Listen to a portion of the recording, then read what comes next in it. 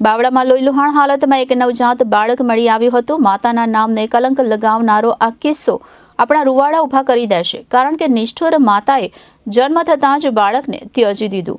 બાવળા તાલુકાના જુવાલ રૂપાવટી ગામની એક ઝાડીમાંથી નવજાત બાળક મળી આવ્યું કે જેની નાડ પણ કપાઈ ન હતી।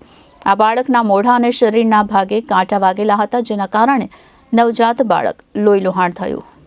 બાવળા તાલુકામાં રૂપાવટી ગામમાં મોડી રાત્રે સ્થાનિકોને બાળકના રડવાનો અવાજ આવ્યો। સ્થાનિકોએ તપાસ કરતા બાળક ઝાડીમાં હતું। ગ્રામજનોએ તાત્કાલિક 108ને જાણ કરી એમ્બ્યુલન્સમાં બાળકને પ્રાથમિક સારવાર આપ્યા બાદ તેને સારવાર માટે સિવિલ હોસ્પિટલમાં લઈ જવામાં આવ્યું। હાલમાં બાળકની સ્થિતિ સારી છે। કહેવાય છે ને કે રામ રાખે તેને કોણ ચાખે। નિષ્ઠુર માતાએ જન્મ થતાં જ બાળકને ત્યજી દીધું, પરંતુ આવા વરસાદી માહોલમાં પણ બાળક સુરક્ષિત રહ્યું।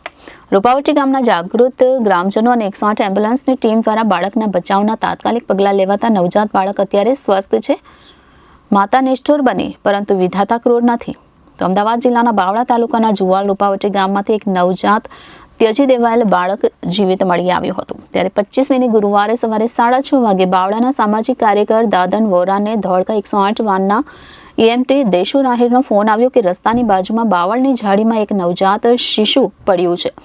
જુવાલ પાસે બેઘર આશ્રય સ્થાન તરફ દોડી જતા જીવિત મળી આવ્યા છે। તો Rupavati bus station 108 ambulance Dholka EMT Deshu Rahir અને પાયલોટ અનિરુદ્ધ સિંહે સવારે નવજાત શિશુને બહાર કાઢ્યું હતું।